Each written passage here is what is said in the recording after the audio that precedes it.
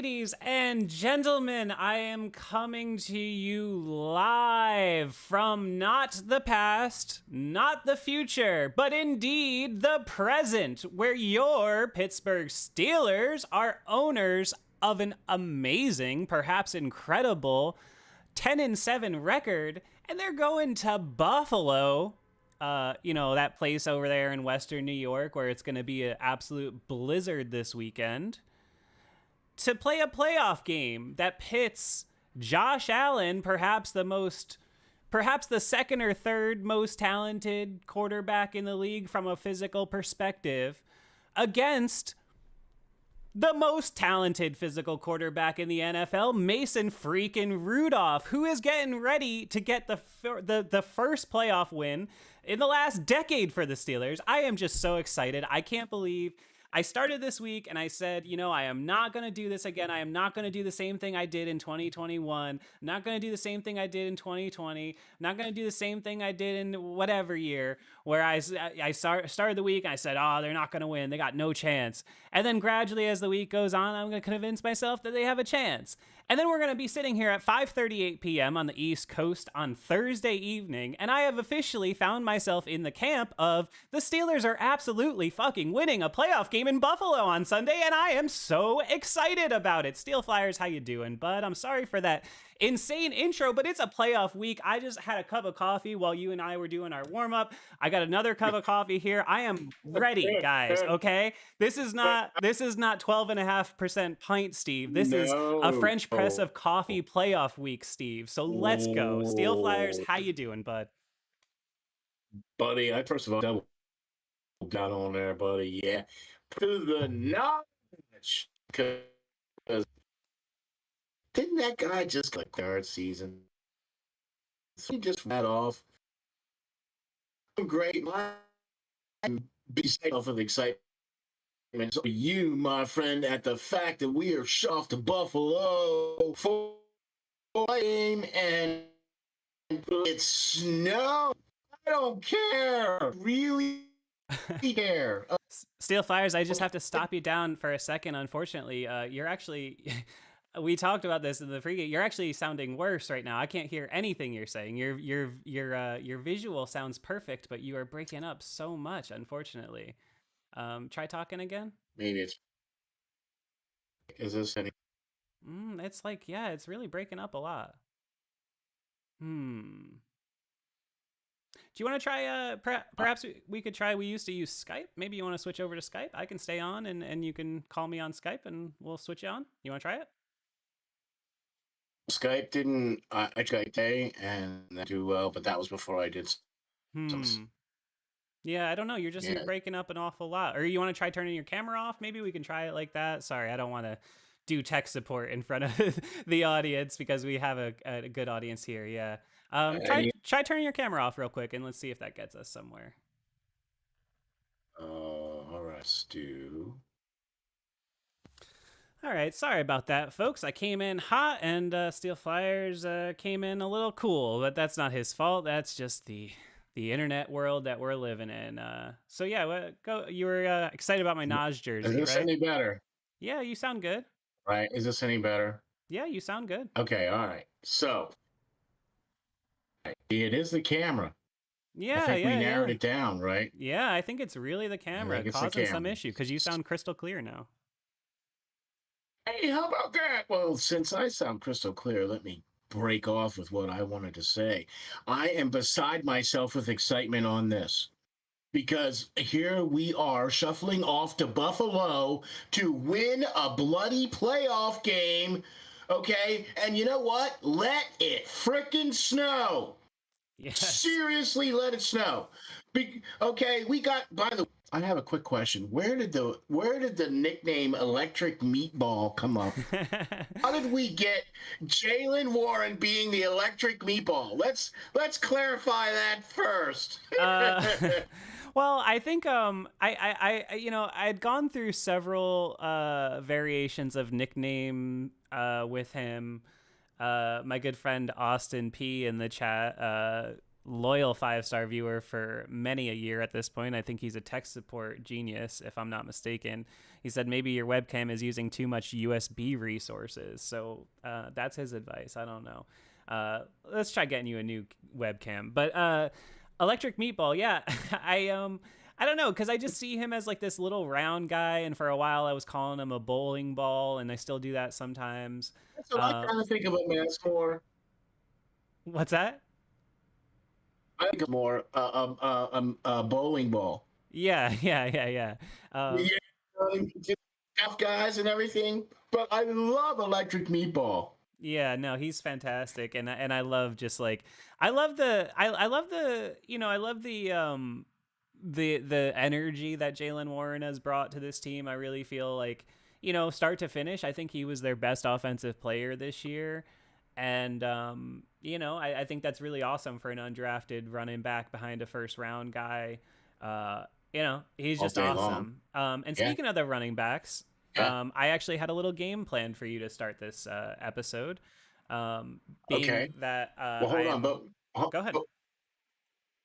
Before you get into it, hey, Austin P, listen, just to let you know, I'm in IT as well, only my specialty is software, not hardware.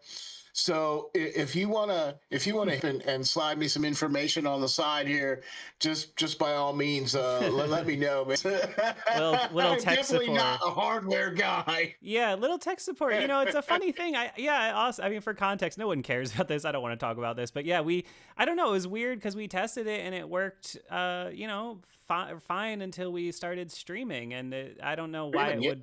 Being that you're not on my computer, I mean, I'm on my computer. I don't know why it would change anything. That's what I mean. Right. So anyway, beside all that great stuff, thanks everybody for being here. Thank you all for tuning in. Thank you all for checking us out. By the way, hop on over to patreon.com/5SMU and drop a piddly, and what I mean by piddly, a piddly pence of $4 a month or $7 a month. It's 48 bloody bucks a year. Go on over there to patreon.com/5SMU and get that rolling. All right, so let's go. What'd you have here? Running backs. Hit me, brother. Okay, so as everybody could see, I'm wearing a nice number 22 running back jersey. All right. Yeah, man. So I'm gonna give you some names. Okay, and you're gonna tell me, you're gonna take a guess as to how these people are related. Okay, like what the feat is that makes them related. Okay. All right, I'll do my best. Okay. Go ahead. Terrell Davis has done this 4 times. That's the most in NFL history. Derrick Henry has done it 3 times. Le'Veon Bell, Thurman Thomas, Eric Dickerson, Marcus Allen, John Riggins, and Franco Harris have all done this twice. And a bunch of people have done it once. What do you think it is?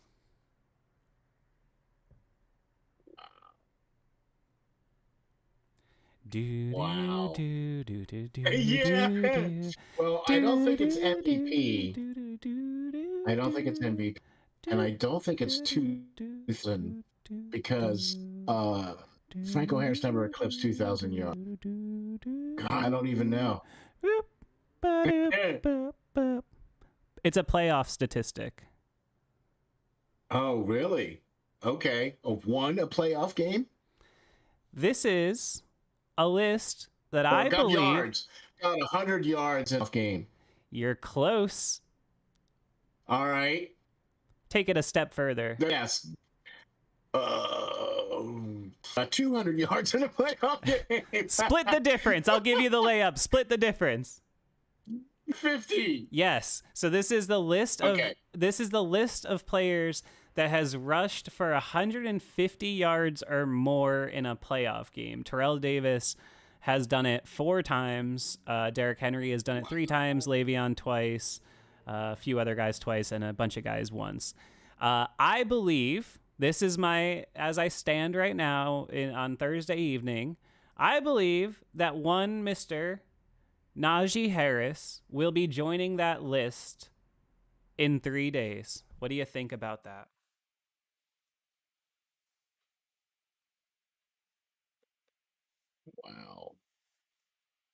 and the predicted weather conditions and everything else. I mean, I just think with the snow. He put up 122 yards. He put up 122 yards against Baltimore in the slog and rain. Yeah, yeah, and that's a different defense too. Yeah, that's only an extra 25 more yards, 28 more yards, right, to get to 150 in the snow. As he holds on to the ball. Yep. As long as that happens, as long as he holds on to the ball, because we saw how slippery it was in the wet, it's going to be twice as slippery. And they're not kidding. When it gets cold outside, that football suddenly becomes very hard. Yep. And very slick. I did you not. Okay? Yep. So 150 yards against the Buffalo defense in a playoff game in Buffalo. Well, look, we had a friendly wager about who was going to win the Miami and the Buffalo game, and I clearly have no idea what I'm talking about. So, yeah. All right, 50 yards, I'm buying it. Yes. I'll buy that. Yeah, we never settled on an amount there. We should have, because I would have won. I nailed. I have to take a little victory lap. I nailed. Did I nail this weekend? I nailed it to a T. I really did. I'm not usually a great predictor, but I just felt that in my heart of hearts. I really felt Tennessee was just going to go out there and knock Tennessee off, and I did not think Miami had any chance. Jaguars. Yeah, Miami has just collapsed now 2 years in a row. He had the great feeling about the Jaguars game, but I thought Miami was due to try to come back and try to be a little better, and they just weren't, you know what I mean? And quite frankly, I don't want to be the Dolphins or the Eagles, going into the playoffs, because, you know, Eagles 5 of 6 they've lost. Yeah. Dolphins have lost what? The last 2 or 3 games in a row, you know what I mean? Like, you don't want to go into the playoffs like that. You want to go in like what the Pittsburgh Steelers are going into the playoffs with. You know, this takes me back to a certain year when a team was 7-5, and they went into the room that Monday morning, and there was only one word written on the whiteboard, the word Chicago, because that was the next game. And that 7-5 team proceeded to do what? Right, I know. What do, right? They won out and then went in as the then 6th seed, played every single playoff game on the road and the house.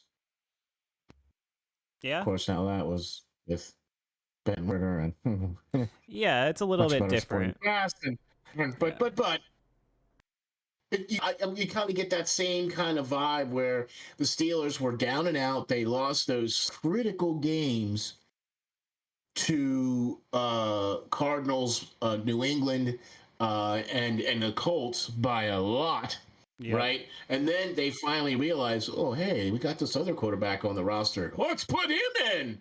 Yeah. Well, they had no choice at this point. Yeah, that's what I mean, right? Yeah, they had no choice. There was nothing they could. They couldn't trot Trubisky out there again and give you a look you in the eye as a fan, because it just was so abundantly clear that he was, absolutely awful, and he's been absolutely awful the whole time he's been in Pittsburgh. And if anything, he's the reason we needed help the last week of the season, and he's the reason we didn't make the playoffs last year. But, he's in the past, hopefully, and we'll probably never see him take a snap for the Steelers again, and that's that as far as I'm concerned. He should have never have been brought into Pittsburgh to begin with. It never made any sense. That's what I mean. And especially the amount of money that he was given too. Yeah, and they right? signed him like the first day of free agency immediately. Like it was like they thought he was going to be such a commodity. It never made sense to me. I never got that, and I still don't, and I still think it's one of the stupidest, most pointless, genuinely just pointless. I remember saying it in week 2. I went back and looked at my videos today, and I said it after the week 1 game last year. I said, what is the point of the Mitchell Trubisky era? Because I just never got like, well, what is the point of this? Like, is he gonna, you think he's going to make you like a 10 or 11 win team? Like, why not just give the team over to Pickett? And then this year it just became like, okay, well, what does he do better than any of the quarterbacks on the roster? I mean, I don't know that he does anything better than either of the other two. And we just the lucky ones to get, God, he because sucked.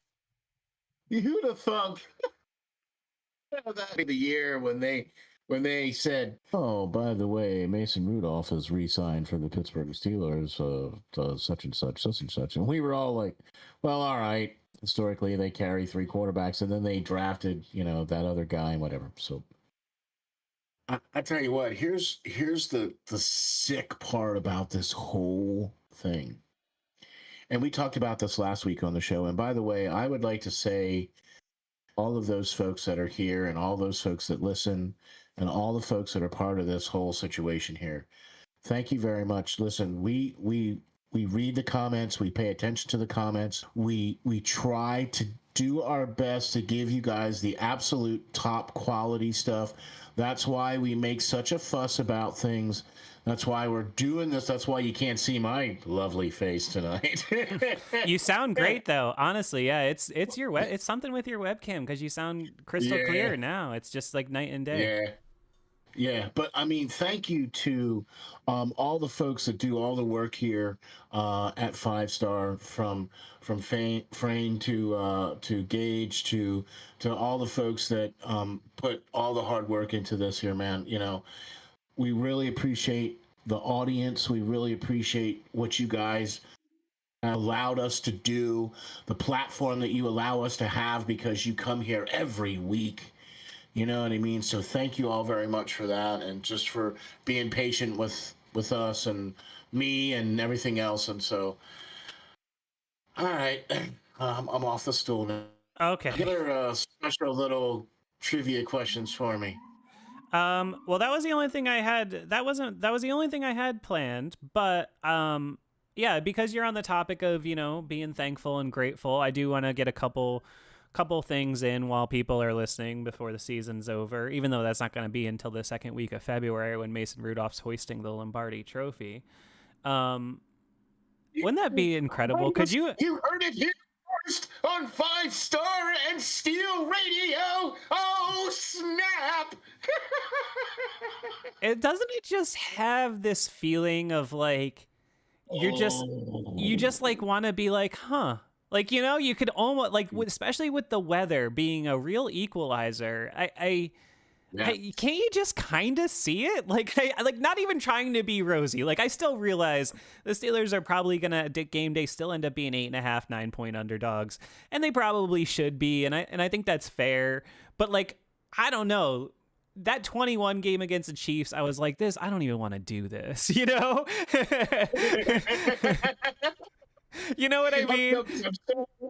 I'm so with you, because that Chiefs game, you just knew. You knew. They were at the height of their powers. Ben was at anything but the height of his powers. You just knew. But this one, I don't know. This Rudolph thing, man, I just think, I've been thinking about this a lot. And the thing is, him coming in so late in the season, I think he's just dramatically changed the calculus. Rested. He's just totally changed the calculus of defending the Steelers offense, because the one thing you didn't have to worry about for the last 2 years is the deep ball. And suddenly they got a quarterback who's hoisting deep balls just as good as Josh Allen. So it totally changes. And then now safeties are backing up and they're rolling over to George Pickens to prevent those big plays. And then what happens? Najee and Jalen are averaging 7 yards a carry up the gut. Or you get passes to Fryermuth, or you get passes to Dante, or Yeah. I mean, okay. They gotta get Fryermuth involved. That's the one that's been such a. Oh, I forgot what I was even gonna say. I got so derailed. I was so excited, because we were talking about the channel and appreciative. Just real quick, I just wanted to say, because the growth, everybody's a part of this. You guys listening are a part of this too. I shared this with Frayne, our social editor, earlier. So these are stats from September 1st to January 10th. So that's like a whole football season, you know. So in 2022, last season, in that span, we did 966,000 views. Okay. In that same span this year, we did 2.9 million views. Folks, this is a time when YouTube as a whole is collapsing and sliding and changing more and more every day. This is what I do for a living outside of 5-Star Matchup. I know how this stuff works. And we grew threefold this year. So thank you guys. We really do appreciate it. But again, that's all awesome on paper. YouTube doesn't pay us anything at all, though. So if you like what we do and you're proud of being a part of this, if you've been here since 19, 20, 21, whatever, hop over to that Patreon and help out if you can. Patreon.com/5SMU. But yeah, back to the talking about the Mason Rudolph-led Pittsburgh Steelers in the playoffs. I'm all over the place, man, but I just feel good about this. I really do. I'll tell you what, it's they're going to be an underdog. You know, here's the other thing too about Mason coming in here, and this is something that we've talked about in the past about him, and I just want to make some clarity here. When he first came to this team, we all thought he was going to be the heir apparent. Yeah. Okay. And I believe a lot of it had to do with his lack of experience, and the inability to be coached, or however, whatever happened, that he wasn't able to be coached up on the fact that he just didn't seem to have that clock in his head. Well, like we saw him make the throws. Well, yeah, we saw him make the throws. You know what I mean? But he was just like everybody else. He was a hot read guy. He only had that hot read, and then that was it. Anything else, hot read, he couldn't do it. Right? So now here we see what, two years removed from that, right? Now we're seeing a Mason Rudolph who is able to look around and not just go to the hot read guy. We're seeing Mason Rudolph using his arm like he did in college and chucking it.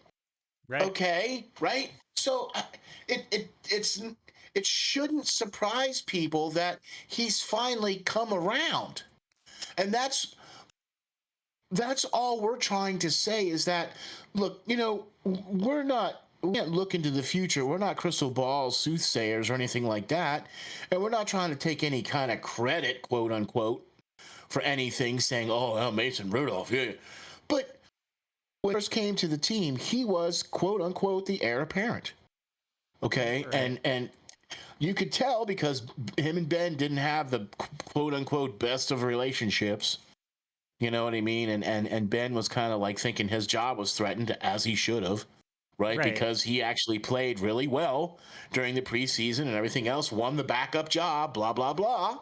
Yeah, exactly. You know what I mean? So, not a bad back. And you know, he played really... I think he was probably a better quarterback all the way around when he played in college, and we're now finally starting to see that translate into the pro game. Right. Now for him, he's had some maturity. Do you know what I mean? Whereas I don't see that with Kenny Pickett. Right. Yeah. I agree with everything you're saying, except for the fact that we're not trying to say, you said something to the effect of, we're not trying to say we told you so. As the internet's foremost Mason Rudolph apologist and truther, I am taking a little bit of a victory lap. I feel proud of the fact that 5 years ago I was saying, no, I think under the circumstances he's doing pretty good. And everybody in the whole internet, The whole Twitter, all of YouTube, everybody was yelling at me and Gage because we were saying it, that we were absolute idiots for ever saying that, and he was terrible and this and that. And all he did in 2019, after not having a quarterbacks coach as a rookie, taking no reps, blah blah blah blah blah, was go 5-3 and throw twice as many touchdowns in 9 starts as Kenny Pickett did all season this year. And people told me he was terrible. And then people will tell me that Kenny Pickett deserves more chances, which I agree with. I think Kenny Pickett does deserve more chances, but I'm also I'm not willing to look past his own part in his terrible sophomore season either. Like, yes, Matt Canada did not help, but I did not see more than 2 or 3 things on tape from Pickett all year where I was like, damn, that was killer. Like that dagger in the Ravens game, that was killer, man. That was serious. That was a real thing. That was a real thing. Yeah. And he made a couple of good plays, but I mean, that was the only thing where it was really like one play. Like, no offense, but a lot of quarterbacks in this league could dink and dunk a 2-minute game-winning drive against the Titans. I'm not taking anything against them. It's just, it's not, that's not exactly like, I mean, I guess Trevor Lawrence couldn't do it this weekend, but whoops. But you know what I mean though. Like I think there is a little bit of I don't want to take away from what Pickett's done in late games because I do think he is ice cold. I do. I believe that.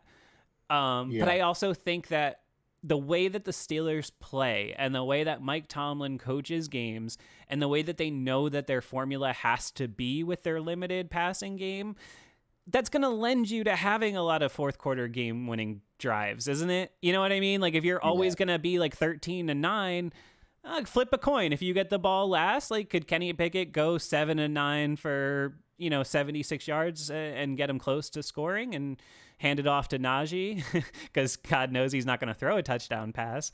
He probably could do that. But I can't, whatever you want to say about Pickett, I just think I can't look past that 1.8 touchdown percentage, man. I don't care who your offensive coordinator is. I think it shows a serious issue. Can't disagree with that, man. Not even a little teeny bit can I disagree with that. Okay. Yeah, I agree. He deserves under offensive coordinator that's not Matt Canada. So that maybe I think that no matter whomever comes in to camp, this should be a full-on competition for the QB1. You at this point, if you are remotely lucky enough to re-sign our boy Single Deuce you got hanging back there in the background, right? If you're lucky enough to re-sign that guy, okay. Isn't it amazing? Isn't it just on paper incredible that we have reached? Okay, how long has it been since they drafted Kenny Pickett? Like, when's the draft? April. So 9 months plus 12, 21 months. It's been 21 months since the Steelers drafted a first-round quarterback after Ben Roethlisberger, and we are already on 5-star radio saying if they're lucky enough to re-sign Mason Rudolph, like just whatever your opinion is of, that's what I need everybody to understand. Whatever your opinion is of any of this, we all have to acknowledge that this is just crazy, right? Like this is just such an interesting thing, and coinciding with Mason being on the 1-year deal, the Steelers are going to be in a really interesting spot, man. Unless Mason just shows up and completely turns into a pumpkin. If he plays respectable, which I don't know what respectable is going to be because I don't know how much either of these teams are going to be able to throw the ball, to be totally honest. If the weather does happen the way it's supposed to. The wind, they're saying the wind gusts should get up to like 50 miles an hour. You got no passing. You can't throw the ball. Yeah, there's no passing. And yeah, that. No, remember, didn't the Patriots? Kicking. Yeah, didn't the Patriots and the Bills play a game last year and Belichick threw it like 3 times, right? Something like that. Like Something literally. Like that. Yeah. Like, I'm not even exaggerating. I think he literally threw it 3 times. It's 3 times. Yeah. You know, and I mean, so the thing is, like, I think that kind of neutralizes Josh Allen. I think the Steelers, you know, one thing that they've shown in the Terrell Austin era as defensive coordinator, you can't take away from them. They've been excellent at stopping mobile quarterbacks. They do a great job against Lamar Jackson every single time, no matter who's playing. I give them a lot of credit for that. So you could kind of neutralize that with Josh Allen, especially with Minka coming back, playing that robber role. Yeah. I don't know, man. I just see it. Like, I can see it on paper where it works out. It just depends on whether or not they're able to do anything offensively. And I don't know that the Bills are going to be able to do a whole lot offensively. So, you know, we keep talking about the quarterback, and we keep talking about the quarterback. I would like to see some upgrades on the offensive line.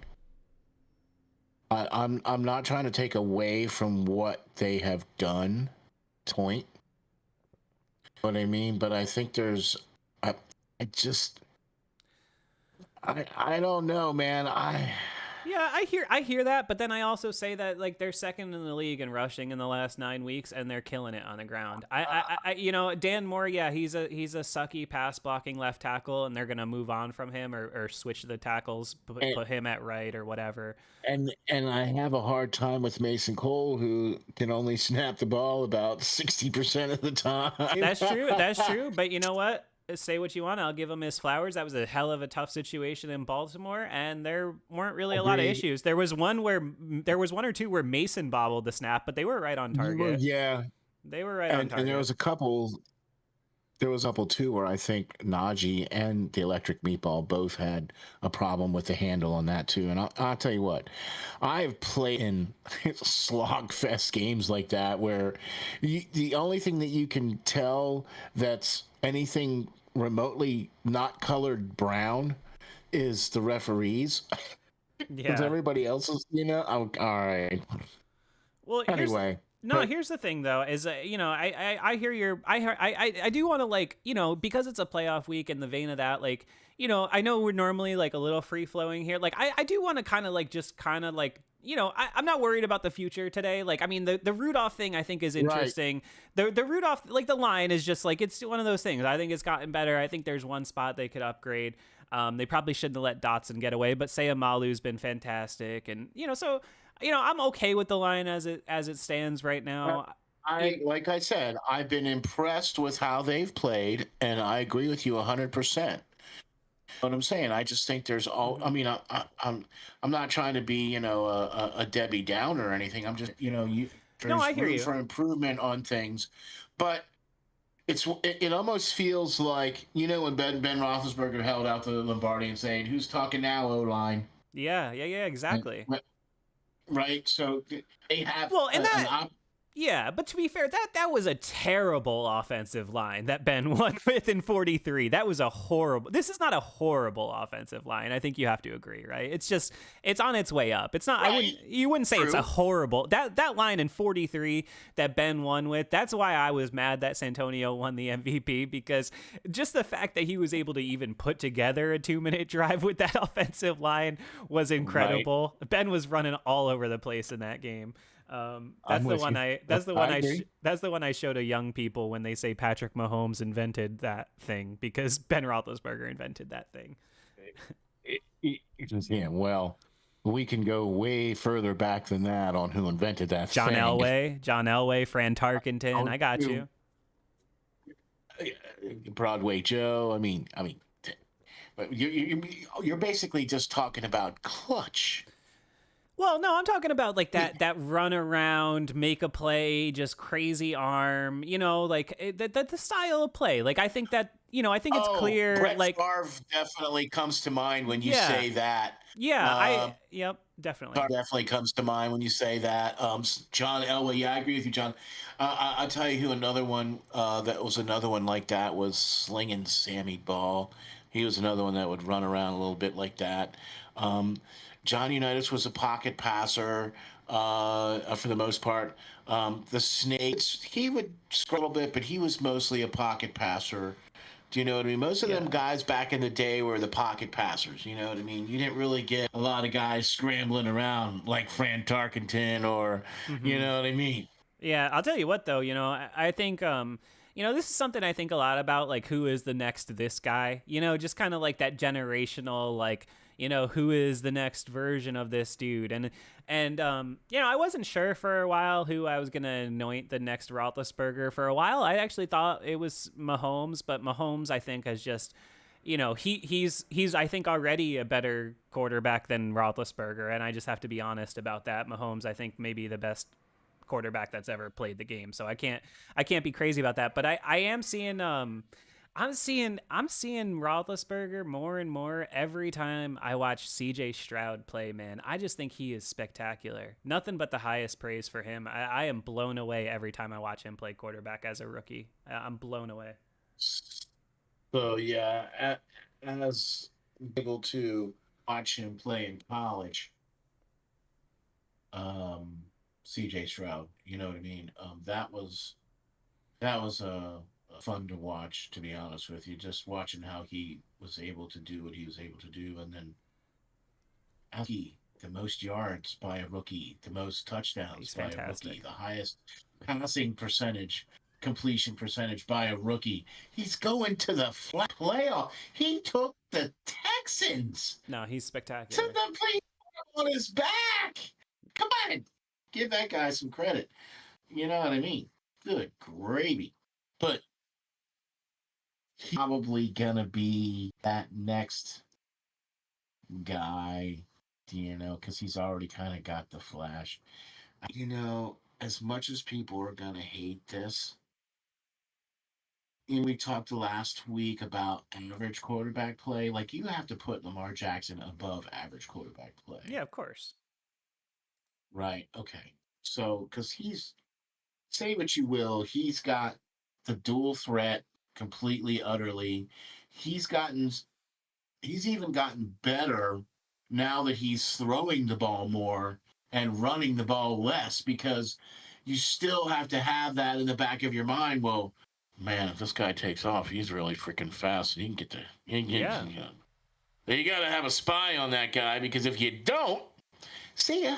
He's going to scamper up the field for 20 yards a pop. Yeah, no, this season, I think for anybody, even the most ardent anti-Lamar people, I think this season for me has pushed it over where you're saying, okay, he does deserve to be up there, and I think Mm-hmm. he should be the MVP. Although I don't know, I think he should be the MVP the way they vote for it, because they only vote for quarterbacks. I think Christian McCaffrey should be the MVP, to be honest with you, but I'm with you. they're never gonna give it to a running back ever again. It's just not gonna happen. I'm so with you on that, because really got to give it up for Mr. Birdie Yeah, yeah, he's to great. even be in the conversation, of MVP. This is not just like a rookie sensation for him, neither. Now, this is his first full starting season, Brock Purdy. Do you know what I'm saying? But Yeah, but he played like 10 or 11 games last year, including the playoffs. I mean, he played a lot. talking about, before he got hurt and had, he missed a lot of time there. But that's what I'm trying to say. The fact that he, in spite of where he was drafted, look at he is. Look at what he is doing. Okay, he's not just managing the game. He's being a serious, you know, above average quarterback. He's throwing for 300 yards a game. He's throwing it 35 to 40 times a game. He's getting 3 touchdowns a game. When he's playing and healthy and all other stuff, right? So that's what I'm kind of trying to say, that you got to put Lamar Jackson up in that above average quarterbacks where he's doing that kind of thing. You know what I mean? I think you also have to put CJ Stroud up there too, man. Just even as a rookie, you got to Oh yeah, put no, him up he's there. great. Just I agree. You know, I'm really going to be excited to see how the next crop is going to come up. Yeah, and it's going to be really interesting to see. I mean, we just said not talk about the future, but it's going to be interesting to see what the Steelers end up doing here, because I mean, the Mason Rudolph thing, like, I don't know. Are you taking the bait on it? Like, if he comes out and has a good game, and especially if they were ever to win this game, I mean, like, if he comes out I mean, seriously, it's a non-zero chance, right? That he could come out, and just the nature of the way Josh Allen is, the nature of this weather, like, there's a possibility, not likely, but there's a possibility that Mason Rudolph comes away from this game having played a better game and beating Josh Allen. Like, that's a possibility. That's a thing that could happen. I would buy that. Right? And so if that happens, and then all of a sudden you're in the divisional round, and it's like, okay, and whatever happens from there, happens from there. I'm not going to go through every possibility, but, like, what if that happens? And he's a free agent.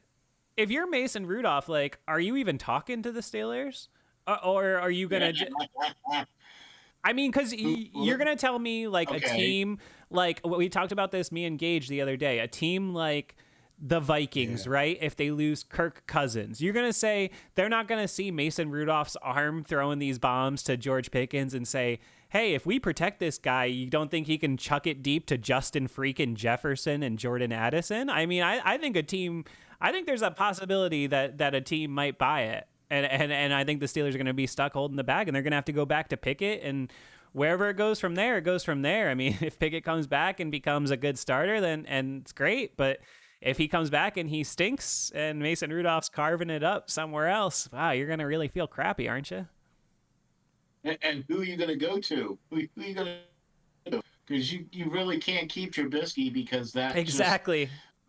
That's a step down from even Kenny Pickett. Well, and here's the layers in it, right? Like, get deeper and deeper, because this is just a fascinating thing that's happening here with the way that Tomlin is handling this. Like, I'm not criticizing the guy, because I do think he's done a great job in the last month since I really called him out. And he's not doing a good job because I called him out. Obviously, I'm just owning up to my own trash talking on the internet. He's done a great job at 7-7. I didn't think, they were going to have a chance. They won 3 in a row with Mason freaking Rudolph. They're going to the playoffs. I can't complain about Tomlin, but I do think this thing around the depth chart is really fascinating.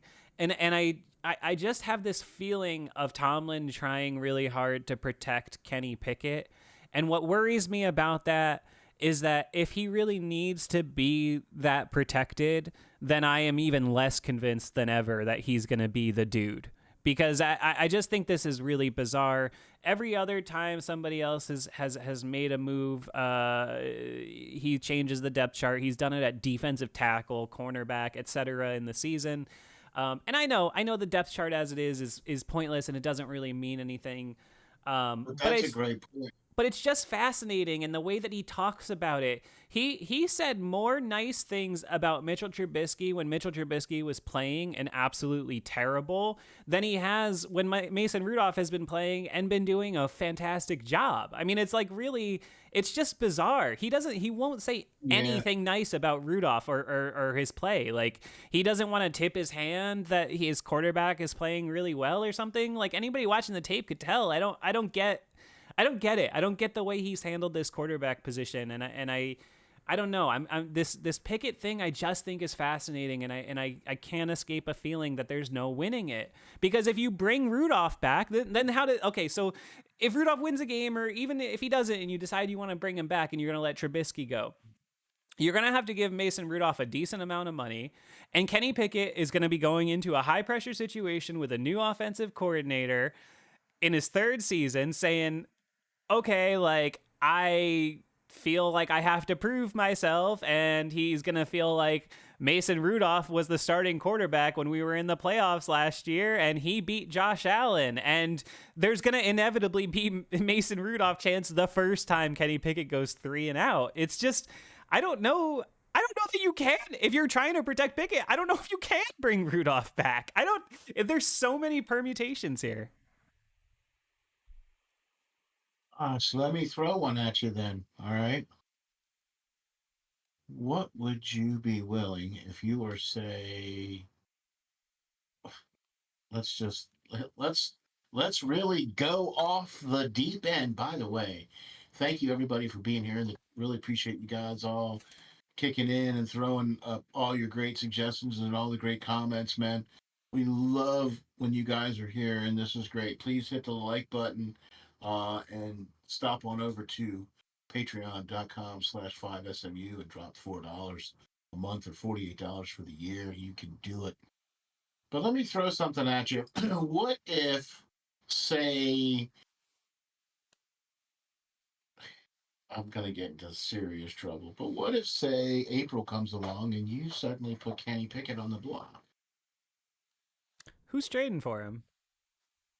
I get it, but I don't know, man. I don't think his stock could be any lower. I think the opinion of 19 GMs who didn't draft him in a very quarterback hungry league has just been proven right. I don't think anybody else wanted Kenny Pickett as a starting quarterback. I mean, if you went through and you looked, right? Like, all right, let's just do this as an exercise, okay? I'm just gonna look. I'm just gonna do this, and I'm not trying to. all right. I'm not trying Well, to no, he's start. got this left. He's well, he actually has 1 year left, so he plays 4 years. They don't pick up his fifth-year option, right?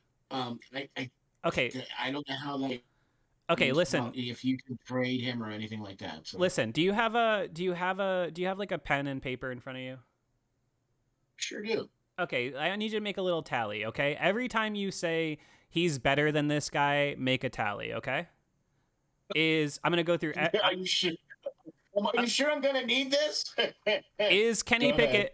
Pickett better than Lamar Jackson, No, Josh Allen, no, Joe Burrow, no. Deshaun Watson?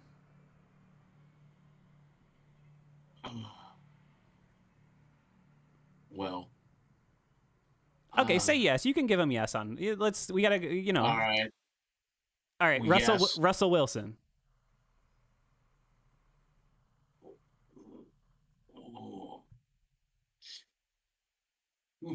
No way. No way he's better than Russell Wilson. No way. That's a no. Easy no. CJ Stroud. No. No, Anthony Richardson. Would you rather have Richardson than Pickett? no. Trevor Lawrence. Would I rather Trevor Lawrence and Kenny Pickett? No, is Kenny Pickett better than Trevor Lawrence? No, Is he better than Patrick Mahomes? no. What about Aiden O'Connell for the Raiders? Who? Maybe? That's so funny. Okay.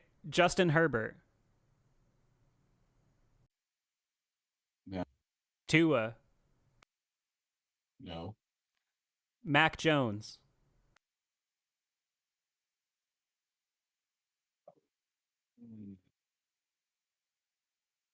See, that's where you're going to have to draw me a line because I would actually like to see if he could come to Pittsburgh.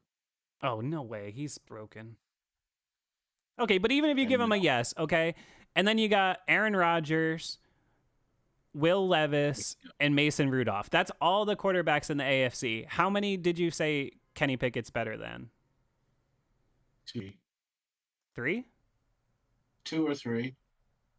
Okay. So, I mean, who's trading for him? The Raiders, I mean, the Titans. I mean, Will Levis. I think I'd rather have Will Levis than Kenny Pickett.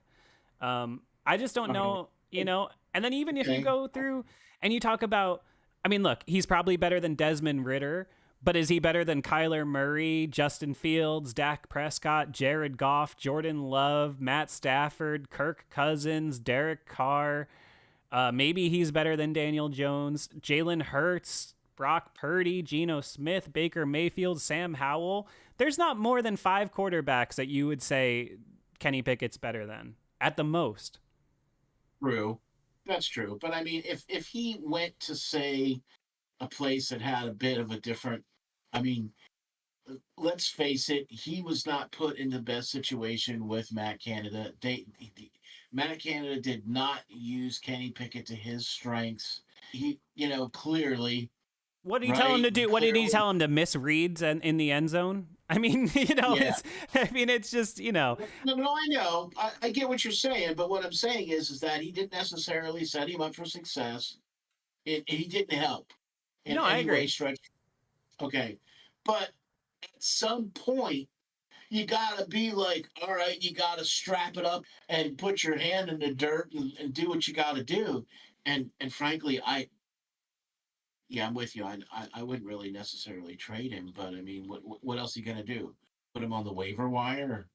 I think the reality is you're gonna have to decide after this playoff game, whether it happens, whatever you think. If the Rudolph wins and you feel like you have to sign him, then you have to sign him. But honestly, I think you might as well be anointing him the starter because frankly, I don't think that there's coming back from that for Kenny Pickett. I just don't. Not in Pittsburgh. I For the can't see it. Steelers, really? Yeah, I don't see it because Then what how do you do with him? Then what right? do you do with him? Well, he'll just be the backup, but I mean, like the any hope of him being the guy, I think at that point would be gone. Because listen, Mason, I think has already done enough to get a high end backup number 2 job anywhere in this league in the last 3 weeks. I think he's done enough for that, and I think if I were him, I'm going to go any which way but Pittsburgh because they've lied to me and treated me poorly at every step of the way. Maybe not lied to him, but they've treated him poorly most of his career, to be honest, undervalued. Yeah.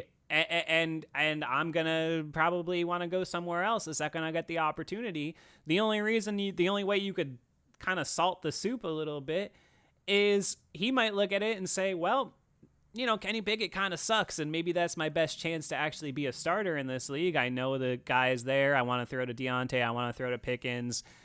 But then you're instantly creating a situation that Mason Rudolph is likely to win because we both know if you put them in a vacuum and just watch them throw the football and make reads, it is abundantly apparent that Kenny Pickett is nowhere close to as good at those two things as Mason Rudolph is. And honestly, we saw that in training camp in Pickett's rookie year. Every single reporter that was at camp said that Mason Rudolph was the best quarterback in aggregate that whole camp. And I think that, no one said that this year, but how many reps was he getting? Obviously, Pickett was coming in as the starter and they had to really get things installed. And to his credit, everybody actually said Pickett made a leap, but he clearly did not. So did not. Yeah, no, I'm with you on that 100%. So it's just interesting, isn't it? Like, I mean, I don't know. I don't know how it works out. So then what you're saying is that you do draft a quarterback this year. No, I think that to me is the one thing they're not going to do. I don't think they're not going to hit the reset button on that room. They're just going to be forced to decide whether they want they're just going to be forced to decide whether or not they believe in Rudolph, which Tomlin has shown at every step of the way he does not. However, if he comes in and wins his first playoff game in 7 years, that thinking might start to change.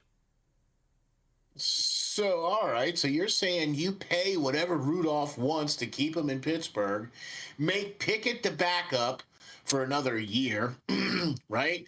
Then that puts, I don't know, is the next year a better year for quarterbacks for the draft? I think because either way you still have to draft another quarterback. You still have to admit defeat in the fact that Kenny Pickett just wasn't the guy. I mean, if you give him another shot, he still doesn't make it, then you don't pick up his option. So he was here for 4 years, great. But now you still have to draft another quarterback. That's all I'm trying to say. Oh yeah, no, I think eventually you probably do. However, unless you are sold that Mason Rudolph is having the Geno Smith moment. And in which case, then you just pay him. He's 28 years old. It's not like he's ancient. Right. I mean, you know. So that's what I'm saying. Yeah. That's what I'm saying. You're going into the year with Mason Rudolph, and you pay him whatever he wants to stay in Pittsburgh, right? Because it's it's salty, and it's not like you're gonna be giving him a 10-year, $270 million contract or anything like that. You're only gonna give him a 1 or 2 year deal, maybe at best, right? Yeah. But you're gonna have to pay him 12, 13, 14, $15 million a year. Yeah. for your quarterback, and that's a lot of money paying for quarterbacks that really ain't maybe could not really get you all that terribly far. Well, yeah, but I mean, if you're deciding that, then you have to be deciding that you think that Rudolph helps you do that. I think you give him 2 years if you're going to re-sign him. If you're going to go down that path, you give him 2 years. You line up his contract with Pickett, and so then they're linked. You know. However, the thing that I'm worried about is like I just don't know how that room works. Like I don't know if that's a productive, like I said, I don't know if that's a productive environment. If we Right. Right. really have to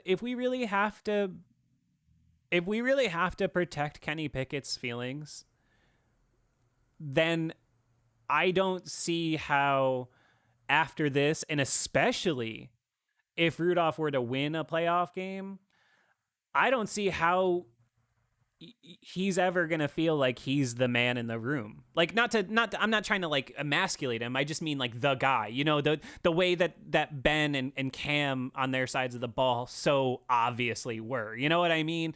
Like I don't know if he'll ever Yeah. feel that way, because it feels to me on the outside Oh. looking in and listening to reporters and the way that people are, it feels to me like the offense, at least, they feel like they're coalescing around Rudolph in a way that I never really believed they believed when they talked about Pickett or Trubisky. I think they're buying it. And if they start buying it, and then in the offseason you're going to say, okay, yeah, we're going back to Pickett. First time you have turbulence, it's going to be a mutiny. So it's interesting that you say that, because not only is the offensive line saying that, but you're seeing the receivers Oh no, I'm talking about the skill saying players that. totally. Yeah. Okay. So, but I mean, you're hearing this from inside. You're hearing this not only from the offensive side, but you're hearing it from the defensive side. The defense is like, hey guys, we're here, we're behind, and we're in it to win it. And it's great when he goes to the sideline and he high fives defensive players. When he throws touchdown passes and stuff like that. You know what I'm saying? Like you see that kind of cool stuff from Mason that you just didn't see from Kenny. Don't you I mean, just, yeah, don't you just, I tend to think that sometimes there's an over analysis of like the sideline stuff and the coaches and all that. But then sometimes I find that sometimes there's smoke and then there's fire. And I haven't been able to shake the feeling that shot they showed. I think it was during the Bengals game after uh Rudolph had huh, dunked all over Cincinnati, and Trubisky and Pickett were like by themselves. And you yeah, kind of were looking at it and you're like, huh, that's interesting. Like they weren't huddled up with Rudolph, like talking about looking at the iPad or whatever. And Rudolph's out there, like, having a grand old time with everybody. It was just strange. Like it's odd. The whole thing is really weird, and I'm not trying to like stir up stuff. I don't know anything. I'm not in the locker room. I'm not privileged, but right, I yeah, consume a yeah. lot of content, and just this whole thing is just very weird. And I don't know. I think at this point I'm saying officially that I think it's less likely that the Pickett situation works out in a positive manner than it does in a negative manner. That's what I think at this point in time. So I have to say, by the way, welcome in to all of the great folks in the chat. But please say her name for me. I can't say it. Jimena? Yes, Yes, she's the I'm so best. sorry She's that. the best. She hasn't been around during the Okay, live as much this year. I think she's really busy. I think she's like a doctor or something. or something, but she always posts great stuff about Formula One, and Mm-hmm. I love some of the banter that we've had back. I'm sorry I couldn't pronounce your name. Thank you for coming in here, but I agree with you 100%. She says that the O line staying up and saying that they know where the QB is very telling, and it's a shame that Kenny has not worked out yet. It would be a great story. Yeah. Do you know what I mean? So I'm with you on that 100%. But there are some things that you do have to pay attention to on the sidelines. It tells you a lot about the player. Yeah, there's some things you're going to see on the field, but there's some things you need to also pay attention when they're off the field. Just not just off the field, on the sidelines. You know what I mean? So I I'm all right if we roll with Mason for next year. But here's my thing that I want to throw at you guys and everybody else in the chat and everything else like this. And this is something that I talked about on my show, the Steel Flyers podcast. So if you go to steelflyers.com, you can check that out.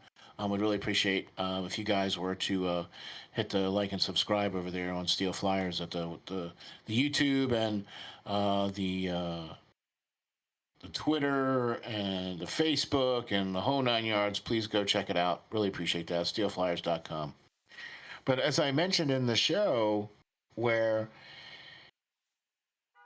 there's no way that the Steelers, I think, can go into the season with a two-headed monster of the offensive coordinator being AR, a quarterback's coach and a running back's coach, and with only one of them, Mike Sullivan, being one that has called plays in the past and then was calling plays this year. Who, if you could have a choice, and I'm going to throw it back on you all, who would you all like to see as an offensive coordinator to come into Pittsburgh? Yeah, I mean, that's something that I have trouble really, you know, speaking on, only because I think that it's hard to know. Like, coaches just come out of nowhere sometimes, you know what I mean? And I mean, I want the Steelers to hire somebody that's young and innovative. And so, like, I think it's very likely that I don't know who it is. I really like this cat out of Detroit, their offensive coordinator, but he's not going to make a lateral move. He's probably going to get hired as a head coach. Um, I think that obviously a big candidate, probably the biggest candidate for something like that is Eric Bieniemy out in Washington. Who moved over there from Kansas City to kind of, I think he felt like he couldn't prove that he was doing anything because everybody thought it was Andy Reid and Patrick Mahomes. It's kind of like working as a defensive coordinator under Belichick. You're just never going to get credit. And, Washington, they were bad this year, but they did go out and light it up with a second-year quarterback who didn't play very much last year. So I don't know. I don't know who the option is. I'm curious to see who people would dig up in the chat. But for me, I don't have a strong opinion on that. I don't know enough about, quarterback coaches and up-and-coming guys in the league. Do you have a take? Honestly, I do. I nominate either one of us. Anyway. Hey, I can dream, right? Come on. Hey, I will openly admit I don't know enough about football to be anything approaching a professional in the NFL in any manner. Okay. I do have ideas of who I would think I would not mind being brought in as consideration, and I've seen it in the chat here, the two names, and you even said the one name. Bieniemy, I wouldn't mind at least get a shot at being the offensive coordinator. I just would like to see that. And I also would like to see Leftwich get a shot at offensive coordinator. I think there's also going to be some other potential coaches that be flying around out there because there's a lot of teams right now, Chicago and blah blah blah, that are just dumping coaches. You know what I mean? Yeah. Being including the big one in New England. Yeah, we haven't even talked about that. That's crazy. 24 hours. In the span of one day, we lost perhaps the greatest head coach in college football history, and perhaps the greatest coach in NFL history in Nick Saban and Bill Belichick, and honorary mention to noted great dude Pete Carroll, who also retired. A lot of powerhouses. How do you feel about that? Oh man, I dreamt the day that Bill Belichick would retire, just like I dreamt of the day that Tom Brady would Well, retire. I mean, I hear you. I hear you. But you it's still, know, I mean, I don't know. he, Once he's out of New England, don't you kind of like you got to step away and just be like, that respect, man. That's a hell of a run. okay, but our man Ed Bouchette said, he retweeted and said about the you know, least not forget Spygate. Yeah. As far as I'm concerned, that kind of taints his legacy that he didn't need to do Mm-hmm. because he's a great football mind. He was a great motivator. He's a great coach. He didn't need to do that. Right. So is Michigan like Michigan? Do you see Michigan's national championship this year as debatable in terms of legacy for them and for Harbaugh? Do you see that the same way? Do you Mm. because like Because okay, go ahead. it's hard when you. I'm sorry. It's hard when you. And for lack of a better word, man, it's hard when you cheat to get to somewhere and then you're rewarded by winning. Yeah. Okay, so his is Michigan the best team? I mean, are we ever gonna know? Did they have whatever like Washington Yeah. or never that? You know what I mean? So it just puts a cloud over everything. No, I hear that. I mean, I guess yeah. My issue with the Belichick thing is because Steelers fans love to bring up the and I'm not gonna be here standing up being the Belichick stand up guy, but like, I think what I've heard from a lot of other coaches and stuff, like a lot of teams were doing stuff like that at that time, and I mean, is that why they Yeah, won 3 Super Bowls? Like they were doing that so much better than everyone else. I mean, right. listen, all those Steelers from 2001 have sour grapes over that. Oh, they were stealing the signs. They knew everything we were gonna do.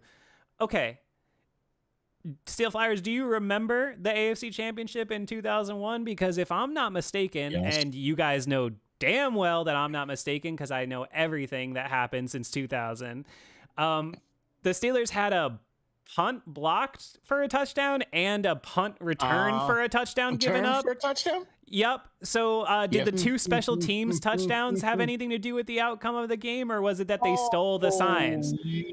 Oh, no. I'm just being honest. I mean, they didn't steal the side. It's No, a no, punt. It's a punt. Like straight special up. teams lost Straight up. that game. Special teams lost that game. Yeah, Troy straight Brown. up. Yeah, Yeah, so say yeah, what yeah. you want about that. I know Steelers fans love to have gripes about that, but I watched that game and it sucked. It was heartbreak for me as a young 11, newly 12-year-old Steeler fan at the time. Like, yeah, it was a killer. But is All right, is thanks. is Thanks. Spygate why they won? I don't know. Okay, so all I said was that to me it taints his Yeah, legacy. yeah. In something that didn't need to happen. But what I am going to say is this: is he going to go down probably as one of the best NFL coaches? I mean, he still hasn't quite beat the record yet as far as number of wins. Is he Yes. going to go down one of the best Super Bowl era winning coaches? Yes. Is he a first ballot Hall of Famer? I definitely agree with Kraft on this and say yes, he will be a first ballot Hall of Famer. The fact that the guy's won how many Super Bowls? 6. What? Yeah. And he's won what 300 or what is he at 282 or 306 games that he's won, and I think the record 342 or something. Mm-hmm. He needs to play like a couple more seasons even to get to number 2. Right, number 2 is like 318, and he's at 309. Right, crazy like that. So we're going to see Belichick still in the league. Do you know what I mean? But the fact that Saban's gone, he will go down as one of the best college coaches as well. The number of championships that he, as far as national championships since he's been there, that's going to be a huge hole to fill at Alabama. And it's going to be a long time before that school is relevant again. Okay. Yep. Okay. And, What and team? that's What team benefits the most from that? Georgia Gee, Bulldogs. how about any team, all teams, because now that's an extra spot open now in the playoffs. Talking about every team benefits from that. No, but I'm with you on that.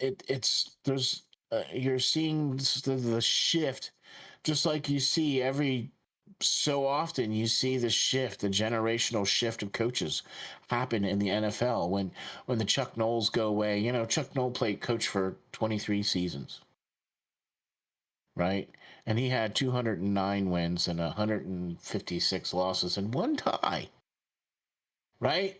He doesn't have nearly as many games played. He didn't coach nearly as many years as Belichick, but still has those 4 Super Bowl titles. Oh, it was about the same. It was about the same. If you said 23, Same. Belichick was 24 with New England, and 24, yeah, okay, and he right. what? He 3, 4, 5 years in Cleveland, I think, in the early 90s, right? Yeah, but he wasn't. Who Belichick? Yeah, I'm just saying, if you're counting years as a head coach, I think it was 3 or 4 years he was in Cleveland. Right. Yeah. Exactly. So, but what I'm saying, all said and done, is that both of these coaches are Super Bowl winning coaches. Do you know what I mean? And both of them have done over years with their respective teams. During that time, how many losing seasons do you know Belichick has had? Not many.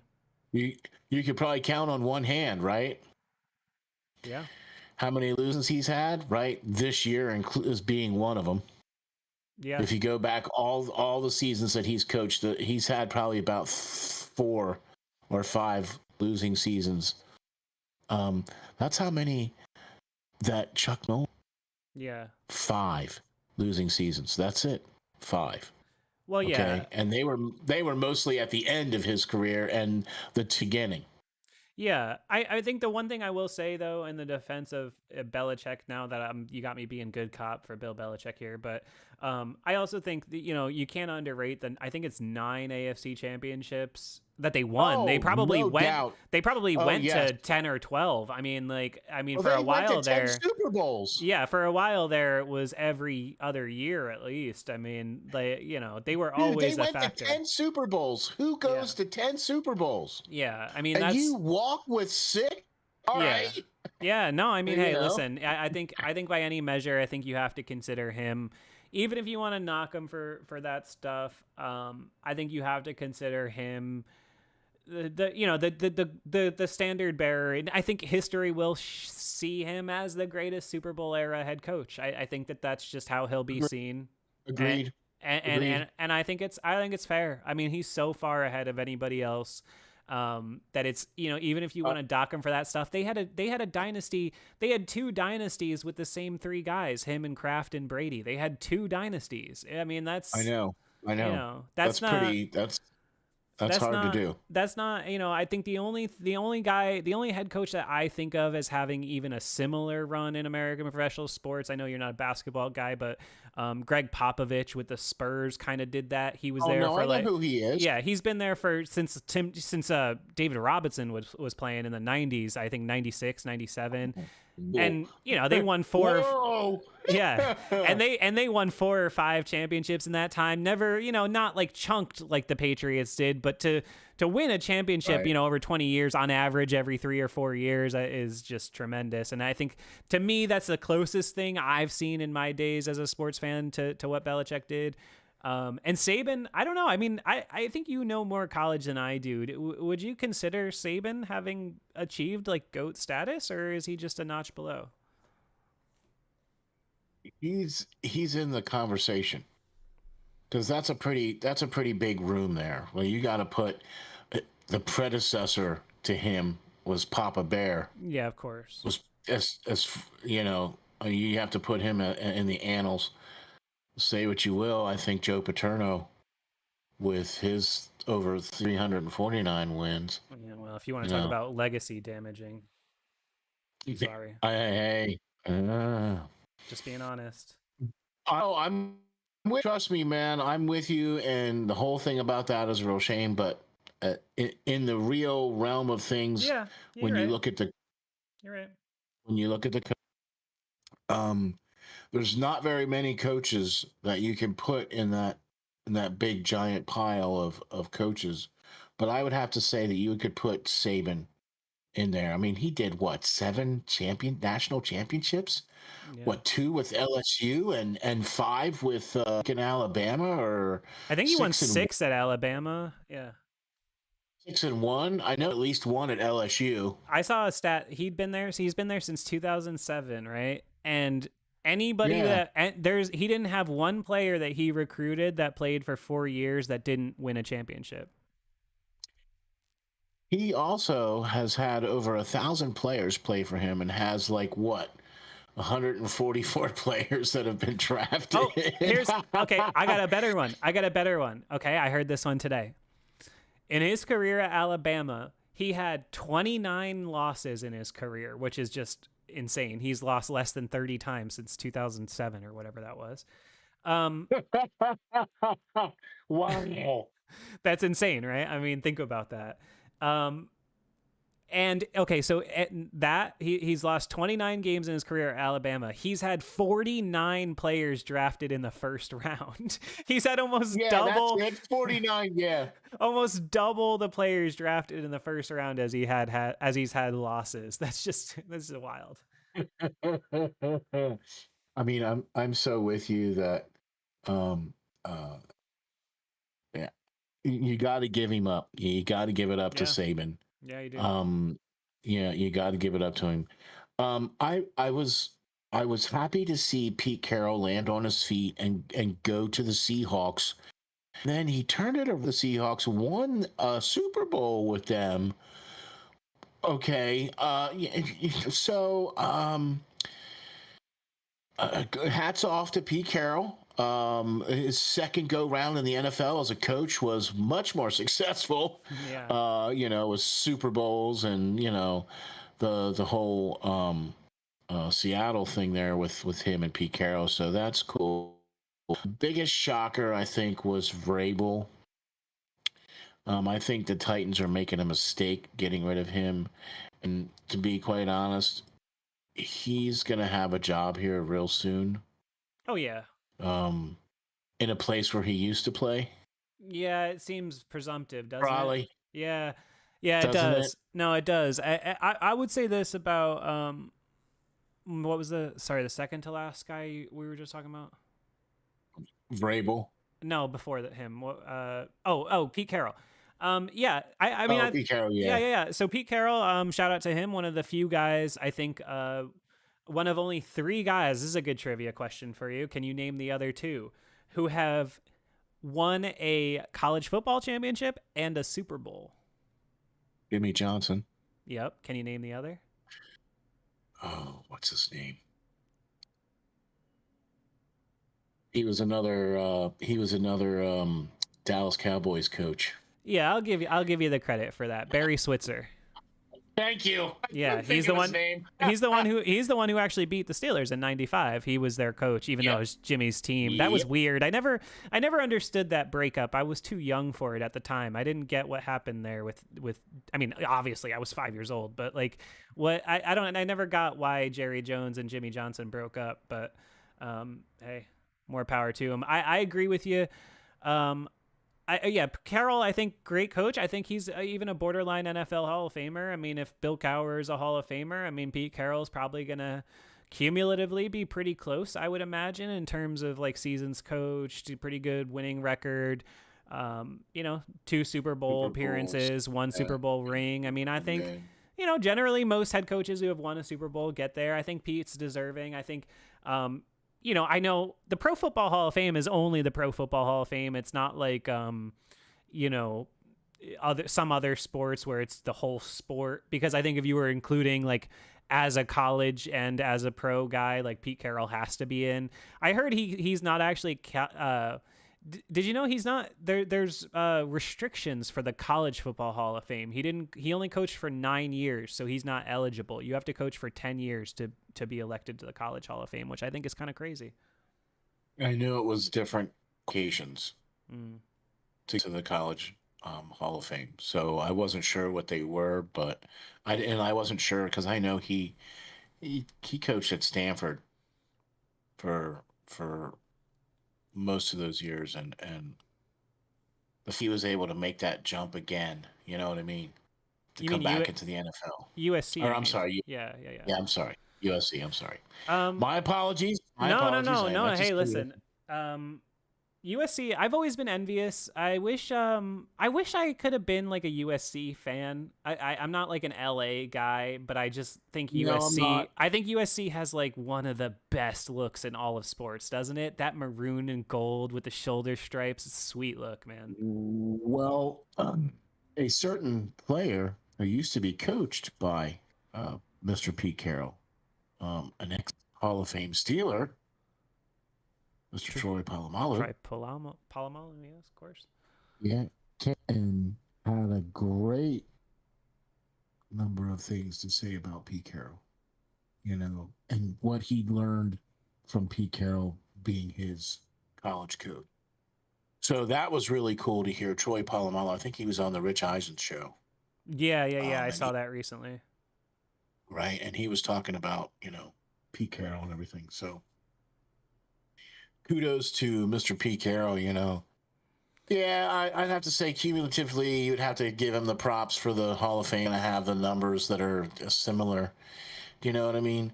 Let me throw something else out there to you. I know you don't care about coordinators or anything like that, but do you think that the Steelers need a little house cleaning in the coaching room? Yeah, I mean, I think they need more coaches. I've been a big advocate of, I think the Steelers,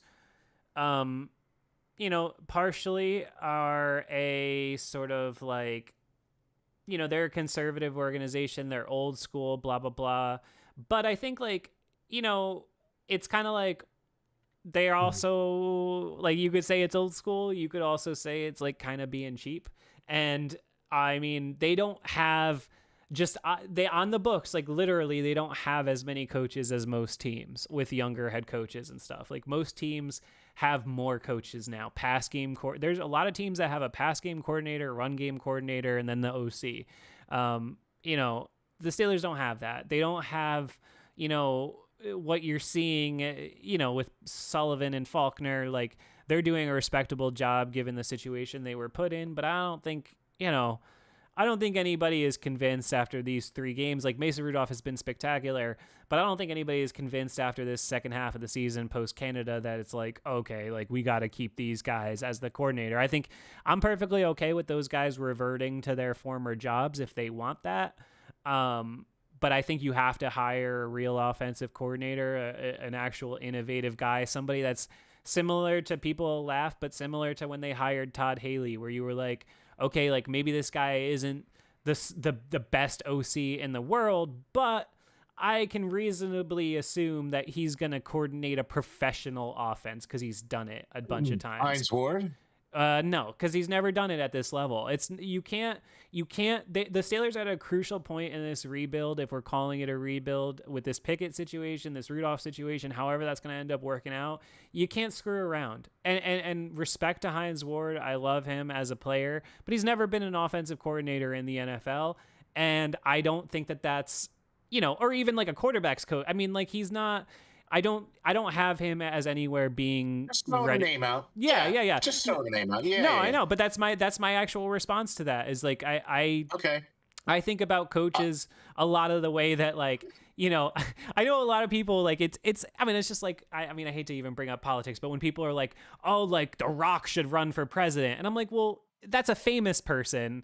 What do you know about what he knows? You know what I mean? And I kind of feel that way about when people say like Hines Ward should be the head, and I'm like, okay, like I like that. And I'd like Hines in the room. And I think the Steelers should have given him an opportunity as wide receivers coach. I don't get why they never did that.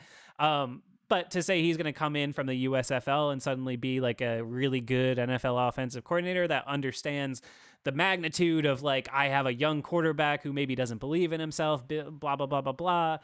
To me, not qualified. You need to hire somebody that's a can't miss candidate, because otherwise you are going to waste. If you don't nail this offseason, this is how important this is. If you don't nail this offseason, you are going to ruin.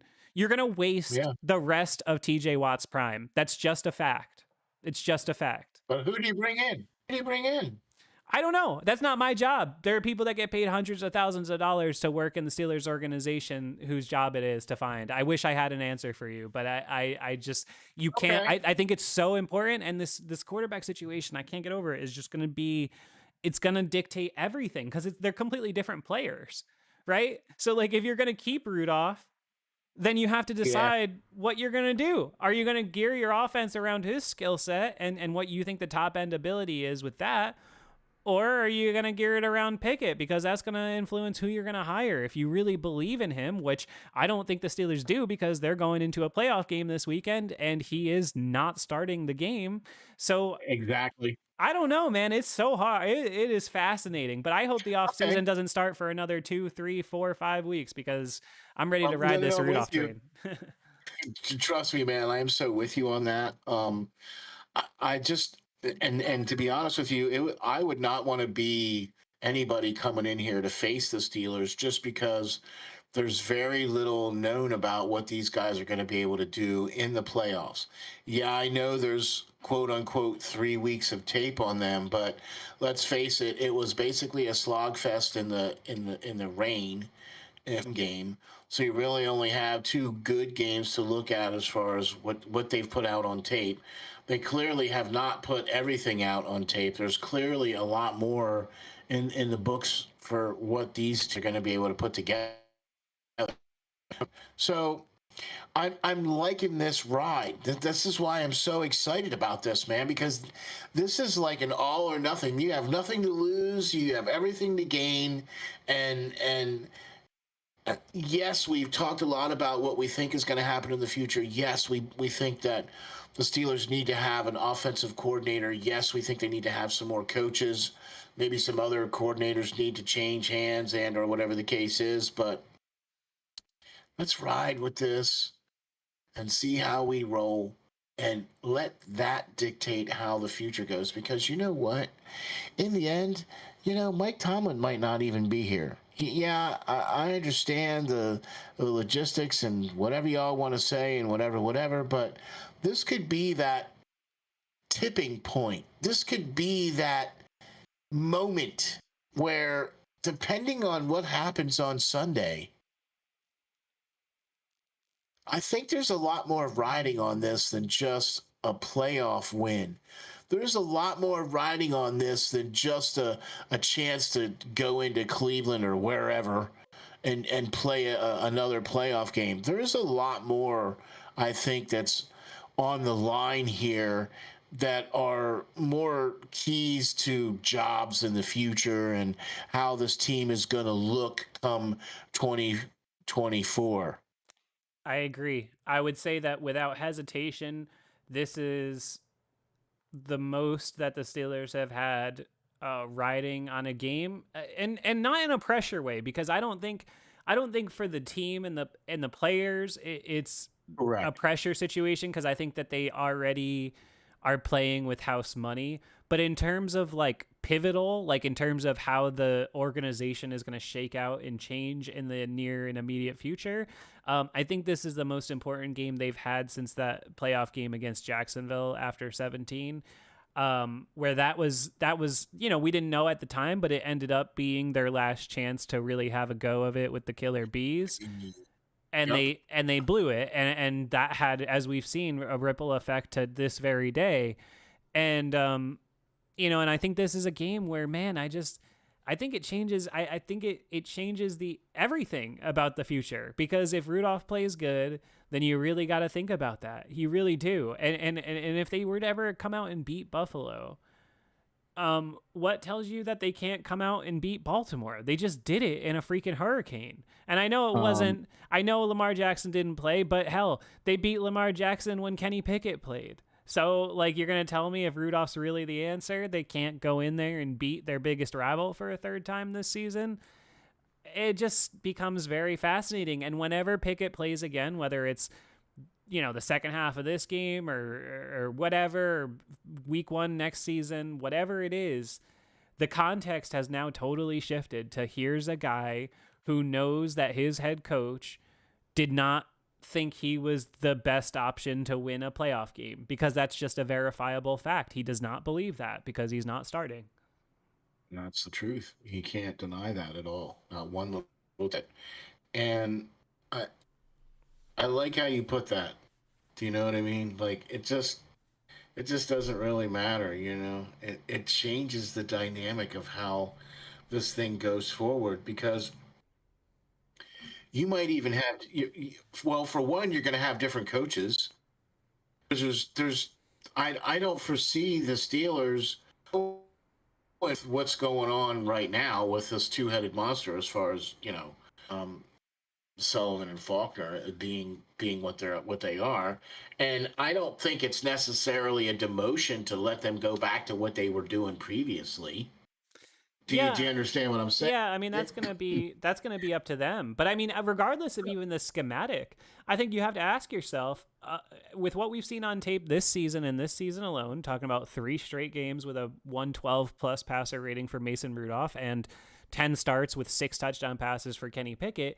If you're a prospective offensive coordinator looking for your shot in the league and you're like, oh, I'm going to go to the Steelers, such stability, like, do you want the 6'4", 6'5" guy who's chucking bombs, or do you want the 6'3" guy with the small hands that nobody in the league is sold on being a good starting quarterback? Which one do you want? Duh. Right? It's just fascinating, man. It affects everything. It's so interesting. I'm with you, man. What makes this whole thing so dynamic, that's what makes this whole thing fascinating, is because of the fact that, of all people, Rudolph has emerged as the one to lead the Steelers to where it eventually could go. And I've seen all the comments, oh, there's no way that, Mason Rudolph's going to be that and everything else. But so let's throw something at you. Okay. Not only has he won those 3 games, but look at how he has done it. Okay. He was 18-20 in the run. Yeah. Okay. You pointed that out on your show. You know what I mean? Which, by the way, dude, the 5-star show, holy smokes. My gosh. I know. Yeah, look, if you guys don't go check that out, shame on you. I know. I was disappointed it didn't do as big a numbers as last week, but I guess it wasn't as exciting of a game. But I like to, I like the experiment of cutting in with the Titans game, because I thought that was such an important part of the whole story, It's just, that's just it. It's a story. Every single one is an episode. It's a story. You're telling the story of what's going on with the 2023-2024 Pittsburgh Steelers from the eyes of 5-star matchup. You know what I mean? You even mentioned that in the show that he was 18 of 20. Mm-hmm. Seriously, man, who does that in the rain? Granted, the 2 passes that he did miss were seriously almost oopses. Okay. No, just the one. Probably... The other one, I thought Deontay could have caught, and he just kind of didn't stick his arms out. I didn't really get what that was. Right. The first one, the first incompletion, the first incompletion over the middle was a bad decision, no doubt about it. That was his worst throw since he took over. Okay. But the one to Deontay down the sideline, I don't know. I think Deontay just didn't see it. They never showed a replay, but I don't know what was up with that one. Right. No, I'm with you on that. Okay, so now I remember which the other pass was. I thought it was another one, but all right, because I combined the 2 games. Well, no, together. he did have a tipped. I think he had one that got like tipped and picked, but it was a penalty, if I remember. So that's probably what you're thinking of. Yes, sir. So, but if it's a penalty, then it doesn't matter. Yeah, but exactly. Either way, the fact that Mason Rudolph is able to do what he's do, and Najee Harris, Strick Meatball are doing what they're doing, this team has a fair shot. Yep. Okay. I'm excited about it. I know you are. I'm jacked up. Man. Excited to see this go as far as we can take it. Okay. And I know that the Steelers, the betting line right now on the Steelers is like 0.8. No, it's like 10. Yo, chance to win the AFC or win the Super Bowl or whatever. Yeah, 0.8. Yeah, win the Super Bowl, 0.8. You know, hey, so you win, you knock off the Bills. That's like 20% that you could eat up there. You know, hey. Well, all right. So then if they win, not going on my head or whatever. Yeah. If this win, right? Yeah. Then see, this is where it becomes really interesting now, because it doesn't really matter, because they're the lowest seed. So they're always going to play either the Miami or the Baltimore or the whoever wins them, or the Kansas City. No, they're gonna play Baltimore if they win, no matter what. Okay. Because Baltimore is the one. Baltimore is the one seed, and they have the bye. So the one seed, and that's right. Yep, you're right. Yeah. So there you go. They would play. They have no option but play Baltimore if they win. Right, and we still would not get T.J. Watt back for that game either. No. Right. Yeah. So, but here's the other thing though that I wanted to quickly mention. We haven't even talked about, and that is the fact that Minka back. Yeah. No, that helps a lot. I mean, we finally get to shift some guy. Oh, and KZ is coming back too, right? So we finally guys back more. You know, Peterson can play more of the cornerback instead of trying to wing it at safety. Do you know what I mean? And then that means you can move Peasy more over to, Diggs. You know, not necessarily. Yeah, exactly. So that's the you know, the trickle down effect of that player. Yep. Yeah. You know, so no, it's going to be interesting to see how it plays out, because defensively, like, it is such a bummer about TJ, because, you know, that was just like one of those things where it's like, man, you know, we had this day, we got this done, and like, god damn, it had to be TJ going down in a heap, like, of all people, you know, like, just the guy that makes you feel kind of superhuman and feel like you have a chance. You know, back in the day, it was Polamalu. You know, if you ever saw Polamalu down, you were like, God damn, like, you know, you suddenly don't have your horse that you go to in the moment that you need. But, you know, I would say, much like the offense, you know, I think that the Steelers have at times been susceptible under Tomlin to sort of rely too much on their guys who they deem to be like guys, you know, and I think that TJ Watt falls under that category a little bit of somebody where it's like, okay, well, we got TJ Watt, you know, like it used to be, okay, well, we got 7, you know, and you're just like, you don't worry, because if you get to 2 minutes, you know, he's going to get it done. And I think sometimes they can be a little complacent in terms of that.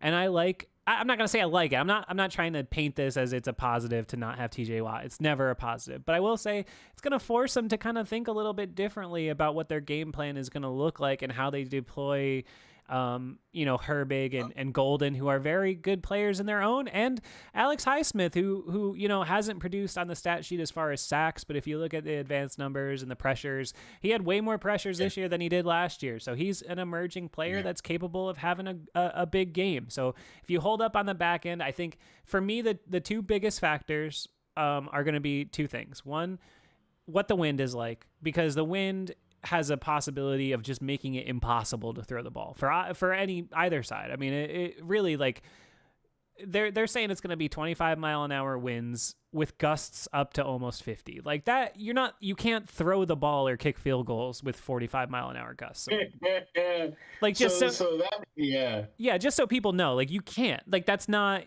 40-mile-an-hour gusts. You can't kick a field goal. Like, it's not happening. Yeah. And so, that neutralizes Allen a little bit, hopefully, if that is the case, but it also neutralizes Rudolph's greatest strength. And then the other thing I think defensively for me is that very same PZ Jr. you just mentioned, where it's going to be interesting to see, can he hold his own against one of the best in the world in a moment that matters? Because he's never done it before. He's a rookie. He's never been to the playoffs. And now this week, your job is stop Stephon Diggs. Can he do that?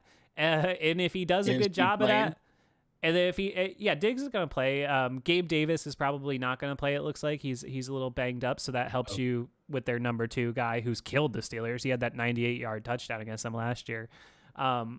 But if Porter's job is to match up one-on-one with Diggs, for me, that's going to be the matchup of the game, because I know no matter how they deploy the middle linebackers and the safeties, the tight ends, if the passing game can be a thing, they're going to kill the Steelers with Kincaid and the tight ends, because they're really good at using them, and the Steelers are not good at stopping that even when they have their guys.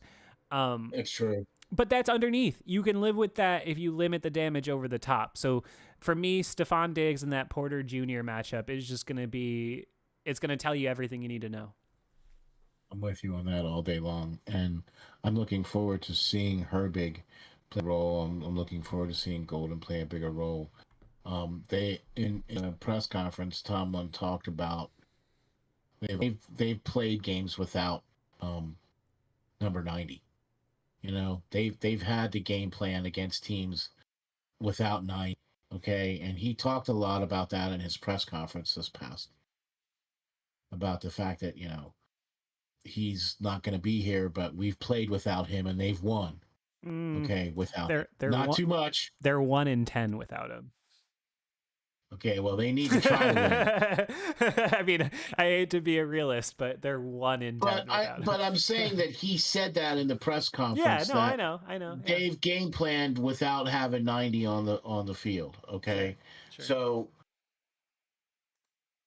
it does stink. But it is what it is. But let me just say this about 90. Okay, defensive of the year. Mic drop. Yeah, I'm with you. Walk away, sign off. You need to say, enough said. That's it. I agree wholeheartedly. Yeah, I agree wholeheartedly. I mean, I think, it's, I don't know. It doesn't seem, those awards are tough to really know how they're going to break, because you see the conversation and people are like, oh, he's favored. What do betting odds really have to do with anything? How many people are really betting on Defensive Player of the Year? I mean, that's just to get people to bet, and the Steelers I'm sure people do, but I'm just saying betting odds in general. I mean, the Steelers, lots of times it always cracks me up since I've been doing this, like earlier this year when people were like, oh, the Steelers are betting favorites to land Kyler Murray, right?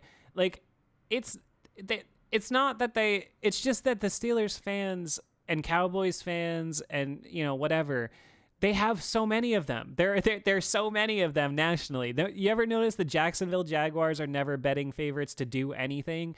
Because there's no Jacksonville Jaguar fans placing bets, because there's 100,000 of them in the entire world, and there's 3.7 million Steelers fans in the world. Like, it's just, you know what I mean? Like, that's what influences stuff like that. So, like, yes, Micah Parsons and TJ Watt, they're all going to be, because they want Cowboys and Steelers fans to place bets. That's the point of odds. They want you to say, oh, you think TJ Watt's not going to win Defensive Player of the Year? I'm going to place a bet and win fun money. That's the whole point.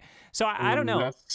I think that's why I don't like it. That's why I'm not part of it. But that's why I'm just saying. Yeah, but I think the way that I think the way that the stats ended up working out. I mean, he's got 5 more sacks than Myles Garrett. I think TJ's gonna win it again. I do. I think he deserves it, and he's better in every statistic over Garrett and Parsons. And how can you ignore that?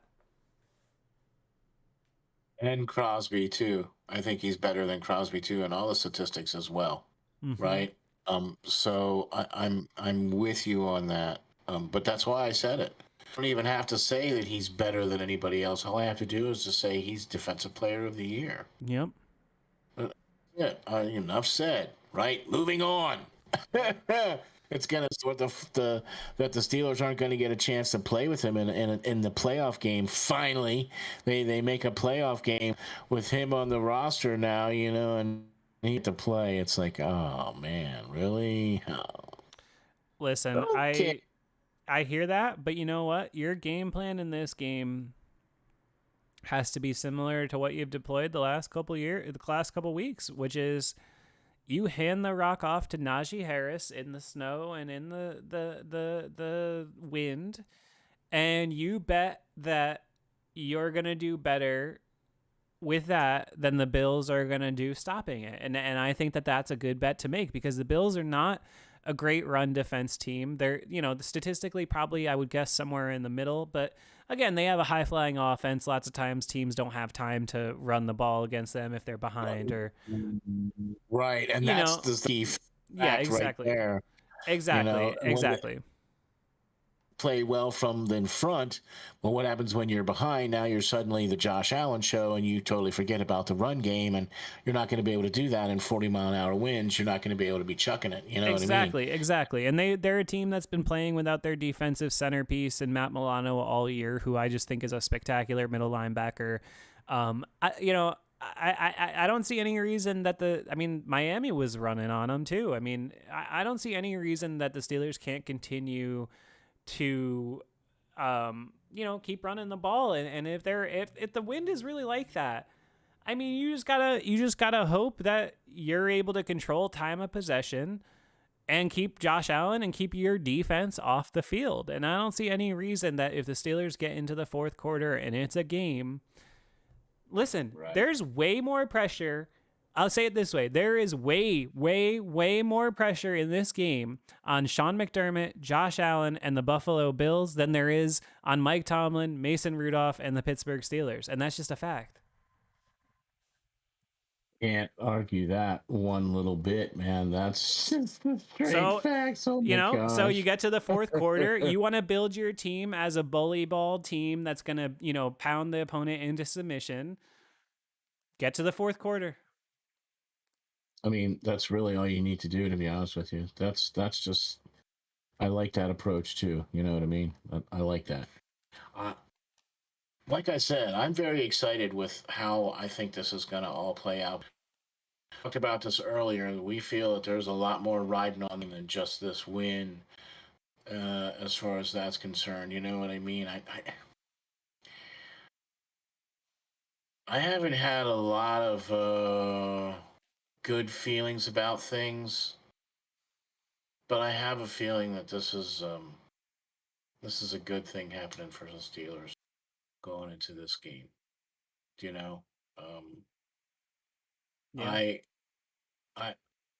I Shay leave. You know what I mean? Like, oh. I know it. I know it just has a funny feel to it. It does. To me, that's unavoidable. It's inescapable. And it's just the human story of it, man. You can't discount like this moment for Mason Rudolph, right? Like it's a fascinating thing. Like he is really being presented with one of those moments that happens, in an athlete's life and in anybody's life, once in a lifetime. Like really, he is truly being presented with a once in a lifetime opportunity. If he comes out here and acquits himself well, he's going to make like generational wealth. And I can't ever discount a guy getting that opportunity. I am just really, I have to say, I've been so impressed. And so I guess can I say I'm proud of him? Like the way he's talked about stuff and the gratitude and all that. Okay. Like, I'm not, I just think I think it's a really cool thing to see that interview he gave after the Ravens game.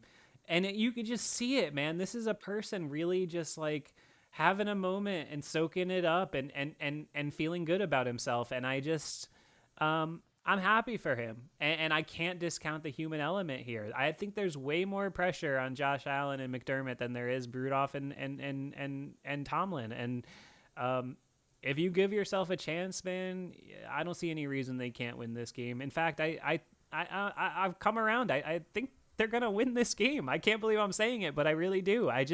They feel like a team that's on the rise, and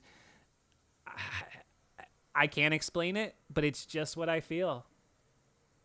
I mean, that would be the main reason why there is a number 2 jersey blurred out there in the background. If you're the fact that you believe in that jersey, the fact that it's hanging there, the fact that you wore the jersey, the other day when they played the game, yeah, what the guy can. Okay, he's getting his shot right now. This is your time to shine, right? Let's see what you can do. And in spite of not having TJ, but getting Minka back, getting KZ back, I think those are going to be really good things to help the Steelers. They have absolutely nothing to lose here at this. There's absolutely no pressure on the Steelers whatsoever, as far as I'm concerned, to win this game at all, right? But I think there's implications of infrastructure changes that are going to happen based off of the results of this game. Do you know, like, when the day that Noel was hired and the day they drafted Joe Green, like, that was a turning point. The day when the Immaculate Reception happened, that was a turning point. Do you know what I mean? The day that Terry Bradshaw became the number 1 starter, the day that they hoisted the 4th Lombardi. Just all those other things you can talk about for Bill Cowher, for Mike Tomlin, all those special days. Do you know what I mean? It could be that day that changes how this franchise moves forward for the many years to come. And that's what I feel more about this game than I do about the implications of whether or not they can win it or not. There's no pressure for them to win it as far as that's concerned, but there's a lot of implications based off of what's going to happen whether they do win or lose. Yeah, can't argue that. I mean, it is just it's just it's just it's dramatic. It's fantastic. It's the playoffs. It's one and done, man. Anything can happen. It's professional football. Oh, You don't have to win a 7-game series against the Buffalo Bills. You just got to win one. man, see, that's why as far as I'm concerned, the stamp is the hardest and one of the toughest trophies to win in all of sports. I don't care who you are. The fact that you have to win, potentially, you would have to play 21 games just to win a Stanley Cup. So think about that for a second, right? You played 82 games already in the season. Now you got to play another 21 more games. Well, 21 potentially just to get there, right? It's 3 rounds and then the finals. Right. So you have to play 21 more games just to get there, then another potential 7 more games. So you're looking at another 28 more games. That's why they call it second season. Oh yeah. So No, that's something I've always basketball, right? Yeah, no, I've always said that's Basketball does the same thing, right? Yep, that's one of the things I always said is really underrated. For as much as I'm not a LeBron guy, I've always said that that's what's really underrated about him is that he's gone deep in the playoffs now for almost 20 years. He's probably played the equivalent of 5 more seasons of actual basketball than he has actually played, which is just wild to think about. Because of the number of playoff games that he's played. Yeah, because you're playing 4 series every. I mean, that's that adds up, man. That's like you said, if you played 7-game series every time, that's 25, 26 games at least that you're playing every year. But NFL is not like that, man. You got one game in Buffalo. The wind's going to be 50 miles an hour. You got just an absolutely clicking quarterback right now in Mason Rudolph. and you have a superhero-esque quarterback on the other side who can do anything with his, physical ability in Josh Allen, but who's also prone to mistakes. And your defense has been prone to capitalizing on mistakes. I mean, there's a formula here. This is not, I think it's fair to say that this is not like that playoff game against the Chiefs where you just said, okay, 7 versus 2, there's no chance, we're done. No, I agree. No, I agree. I agree that I think that the spread is too big, and if the weather continues to look bad, they're gonna make the spread smaller. I think they'll still be an 8-point dog, but they got a chance, man. But yeah, as I'm realizing this, we've been talking for 2 hours about the Pittsburgh Steelers, so we should probably give the listeners' ears a little bit of a rest. Steel Flyers, what do you want to say going into Wild Card Weekend? Last time we speak to the fans till Mason Rudolph wins us a playoff game. Oh my! Well, I'm fired up about this game. I'm very excited about what's going to happen, not just on the field. I'm really excited about that, to be honest with you. I'm looking forward to another game taken over by a Najee Harris or a Jalen Warren, or even if the way is palatable and it's capable or whatever, and you get to see Pickens and Freiermuth and for that too. I agree. I think also a formula here that can potentially do this, where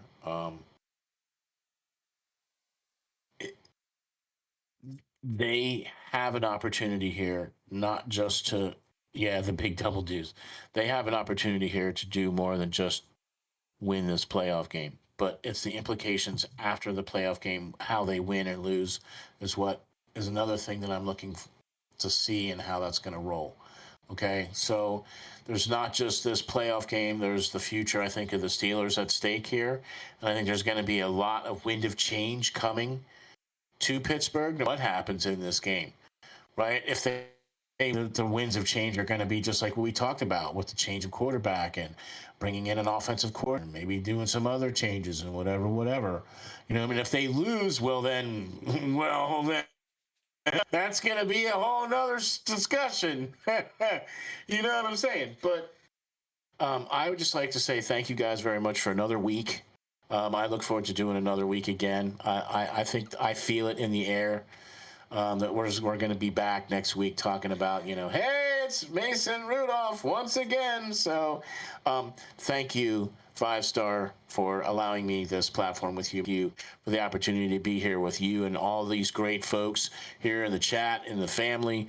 I really appreciate it. Please hop on over to the steelflyers.com website. Please hop over to the Steel Flyers channel. Check me out on Twitter at SteelFlyers52. I'm on Facebook. Check out all the great stuff that we do over there. We do a lot of shows about prospects, about hockey, about football. We're getting into whole kinds of new content. Speaking of new content, snap. Got your boy. Oh, I heard. Yeah, I heard rumblings. Yes. So be looking forward to some really cool new content coming out from Flyers All Sports Network, man. I am very excited about the potential that's going to happen here. So I don't want to kind of let the kitty out of the bag, but oh man. If you like 5-Star, okay. But hey, man, check us out. Really appreciate it. Also, before you go, hop on over to patreon.com/5SMU. Drop $4 or $7 a month. It's $48 or what is it, $57 or whatever it is. $48 for the whole freaking year. Come on, $4 a month. It's less than a cup of coffee a day. You could do it. All you have to do is go on over there to patreon.com/5SMU. and click on join, subscribe, and get to have all the cool merchandise, get to have the cool little avatar after your name, get to join the Discord channel, get to bug the man Steve at all hours of the night. Ladies and gentlemen, he does the reads for me. I don't even have to work here anymore. I just show up and start talking. He does the reads for me now. It's great. Yeah, I appreciate you, and I appreciate all the kind words as per usual. Yeah, man. Like I said last week, if this is the last time, with the audience, I mean, it is what it is. I realize that the second we drop out of the playoffs, y'all are gonna drop like flies too, and that's all right. We'll do a wrap up whenever that does happen. But if Yeah. it's the last time, I appreciate y'all, and I really do. Just like last week, I thank you for another awesome season. I hope I get to bring you another fun dub episode. This would be the first playoff win in the 5-star history. So, yep, yeah, that would be great. And coincidentally, Monday is a day off from work, so I want to have Ditto. to, put me to work. Steelers, let's go. Let's get the dub in Buffalo. I feel good about it. I really do. I just have this weird feeling that we're gonna be happy on Sunday afternoon, and that's the world I'm gonna live in. Me too. That's the world I'm going to choose to live in. And we're going to, we'll move forward however it happens after that. But I think That's it ends right. up with Mason Rudolph going to Baltimore next week. But, first, let's take this little trip to Buffalo and figure that out. Steel Flyers, I appreciate your time. Everybody that listened, I appreciate your time. I appreciate your positivity. I appreciate your predictions. I appreciate your emojis. I appreciate your jokes. I appreciate your candor. I appreciate everything that you guys do for me. And if you like 5-star, Sure. Again, I'm just a dude. I got some people that help me out, but I'm just a guy. If you're not over there on that Patreon yet, it really does mean a lot. I know it seems meaningless to go over and fill out a thing with your credit card for $4 a month or whatever, but it helps. It helps me a lot more than your $6 a month helps Disney with ESPN Plus or whatever. So go hop over there, $5, $6, $7, whatever you can do. Appreciate it. And I will see you down the road on the next edition of 5-Star Radio. Adios.